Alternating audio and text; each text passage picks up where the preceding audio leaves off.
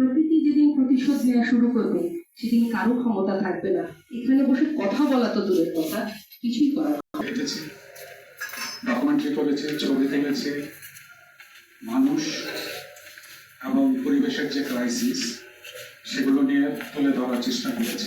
সুবিধা ভোগ করতেছি, আর সমস্ত অসুবিধাগুলি আমরা নদীতে ঠেলে দিচ্ছি। আমরা ভারতকে বলবো তুমি আমাকে পানি দাও, কিন্তু সেই পানি আমি এখানে ইউজ করতেছি।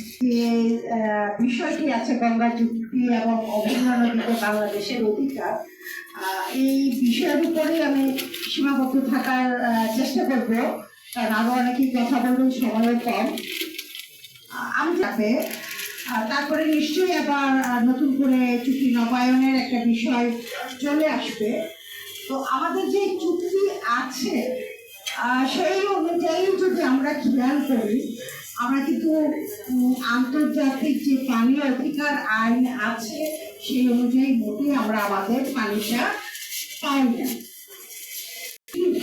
কারণ আমার কারণ সমালোচনা করছি না, তারপর বলছি আমাদের জয়েন্ট রিভার কমিশন আজকের আলোচনা সভার সম্মানিত সভাপতি, আজকের অনুষ্ঠানের প্রধান অতিথি জনাব হাবিবুর রশিদ সহ বিশেষ অতিথি এবং শ্রোতাবৃন্দ,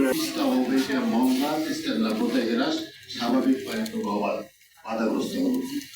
যমুনাতে যখন যমুনা ব্রিজ হলো তখন যমুনার ডাম থেকে বাম থেকে চর জায়গা শুরু হলো। সর্বশেষ যদি আপনি পর্দায় দেখেন, পর্দার উজারে পানি নেই তাহলে, এবং আপনি আরো দেখবেন যে বাংলাদেশের উজানের নদীগুলো অসংখ্য বেরিয়েছে, বাঁধের কারণে নদীগুলো মরে যাচ্ছে। তাহলে দক্ষিণের নদীগুলো কিছুটা বেঁচে আছে, সেখানে ব্রিজের আধিক্যটা কম। নদীর পানি যদি সাগরে না যায় তাহলে আধিক্যটা বাড়বে।